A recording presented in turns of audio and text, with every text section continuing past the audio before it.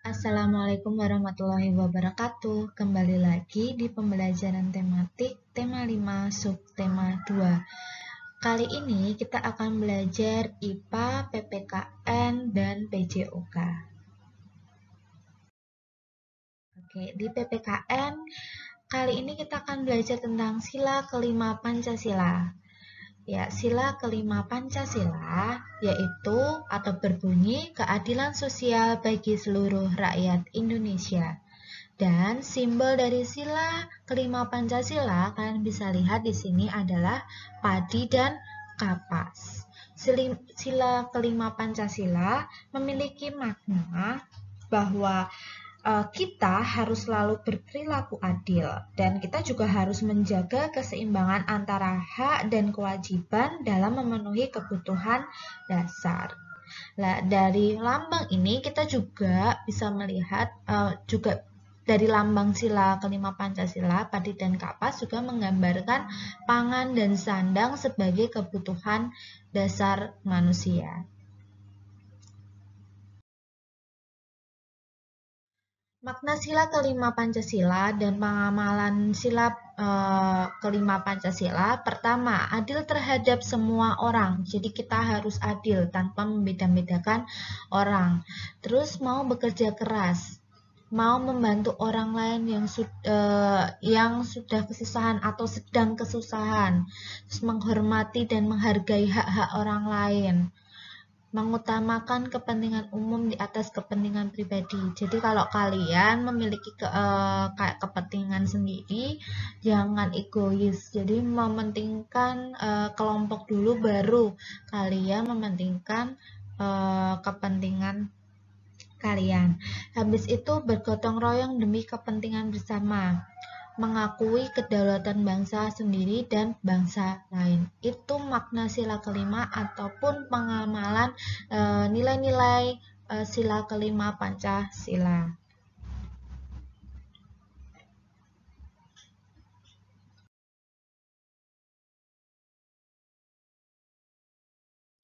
Sikap-sikap pahlawan yang mencerminkan makna sila kelima Pancasila. Apa saja sih makna atau hal-hal yang mencerminkan sikap-sikap pahlawan pada sila kelima.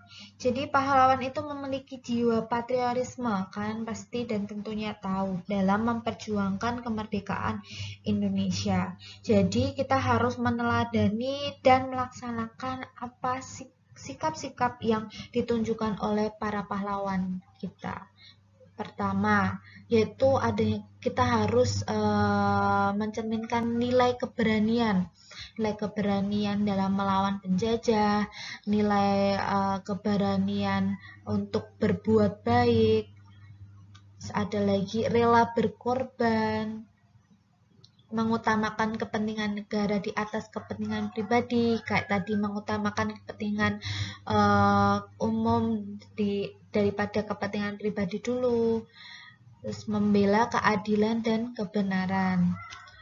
Terus ada serta cinta tanah air. Nah, itu sikap-sikap pahlawan yang harus kita teladani pada makna sila kelima atau sikap-sikap pahlawan yang mencerminkan makna sila kelima.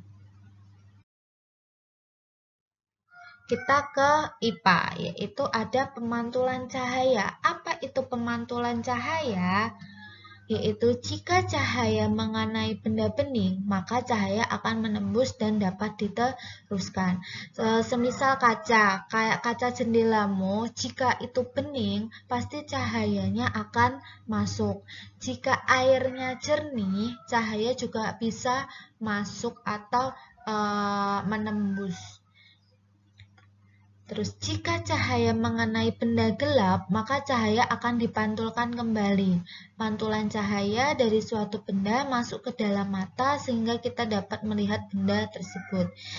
Semisal kayak kacamata sunglass untuk matahari gitu loh. Itu kan kacamatanya hitam. Jadi kalau terkena matahari, sinar matahari itu akan dipantul kembali.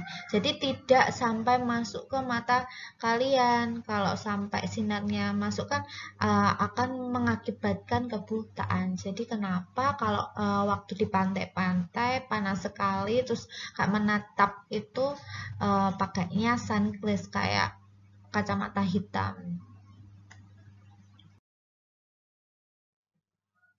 Macam-macam pemantulan cahaya. Ada dua macam pemantulan cahaya di sini yang kita pelajari, pemantulan cahaya tidak teratur, pemantulan cahaya teratur. Apa itu pemantulan cahaya tidak teratur dan pemantulan cahaya teratur? Pemantulan cahaya teratur yaitu pemantulan teratur jika cahaya mengenai benda yang memiliki permukaan rata, contohnya cermin datar dan permukaan air yang terang. Kita lihat gambarnya di sini. Jadi bidang pantulnya di sini adalah datar. Terus ada sinar datang habis itu dipantulkan. Jadi di sini garis-garisnya digambarkan teratur. Jadi kenapa dinamakan pemantulan cahaya teratur? Jadi jika bidangnya itu datar, pemantulan pun juga teratur. Kedua, ada namanya pemantulan cahaya tidak teratur. Pemantulan cahaya tidak teratur jika cahaya yang mengenai benda yang memiliki permukaan tidak rata. Contohnya jalan yang berbatu. Kita lihat. Jadi kalau bidang pantulnya ini tidak teratur atau tidak mendatar, jadi pantulannya pun juga tidak teratur. Kalau tadi kan bidang pantulnya datar atau halus. Terus pemantulannya pun juga teratur. Kalau ini tidak teratur, pemantulannya pun tidak teratur. Alat optik. Apa saja alat-alat optik? Alat-alat optik adalah alat-alat yang memanfaatkan sifat cahaya. Contohnya ada lup, kacamata, mikroskop. Ini adalah gambar lup, ya. Lup atau kaca pembesar terbuat dari sebuah lensa cembung yang berfungsi untuk melihat benda-benda berukuran kecil, semisal tulisan di buku. Akan tetapi perbesaran yang dilakukan lup terbatas, jadi enggak sampai yang kayak bakteri, kuman, tidak bisa dilihat menggunakan lup. Dalam memperbesar suatu benda, lup menerapkan salah satu sifat cahaya, yaitu dapat dibiaskan.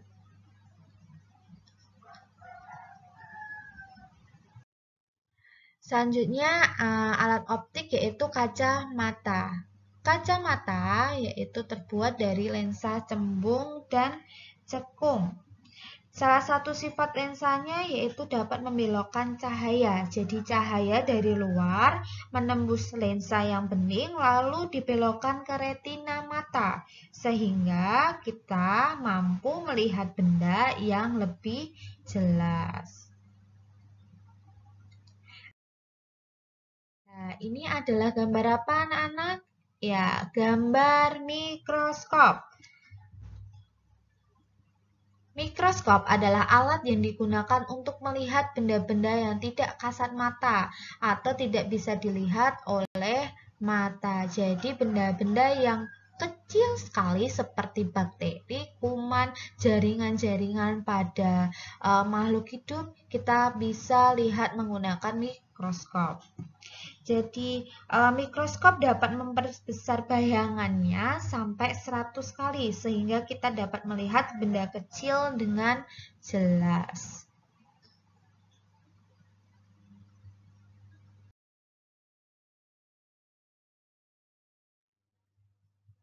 Oke, kita ke PJOK. Di sini kita akan belajar tentang cedera dalam dunia olahraga.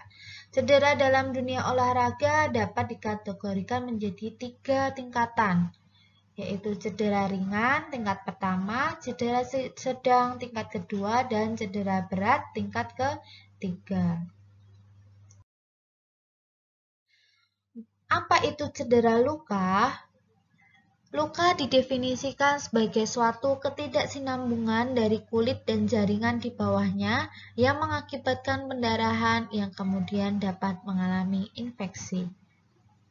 Luka dapat dibagi menjadi dua, yaitu luka lecet dan lepuh. Luka lecet atau abrasi yaitu cedera goresan pada kulit.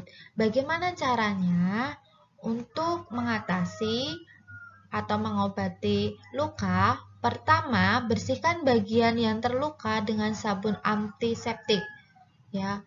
Terus kedua, tekan perlahan bagian luka dengan perban atau kain bersih. Jadi setelah kalian tuangkan sabun antiseptik ke dalam kapas kayak gitu, terus tekan perlahan bagian yang luka. Oleskan bagian luka dengan krim antiseptik. Lepuh. Lepuh adalah cedera gesekan pada kulit. Seluruh tubuh mempunyai kemungkinan besar untuk mengalami luka. Caranya untuk mengatasi luka atau mengobati lepuh yaitu pertama, dinginkan bagian yang lepuh dengan air bersih. Kedua, bersihkan dan keringkan bagian yang lepuh. Ketiga, balut longgar dengan perban. Keempat, jangan mengompres luka bakar dengan es karena dapat merusak kulit dan memperburuk cedera. Itulah cara-cara untuk mengobati lepuh dan mengobati cedera. Thank you for your attention. Terima kasih karena sudah mendengarkan dan melihat video pembelajaran kali ini. See you on next video. Wassalamualaikum warahmatullahi wabarakatuh.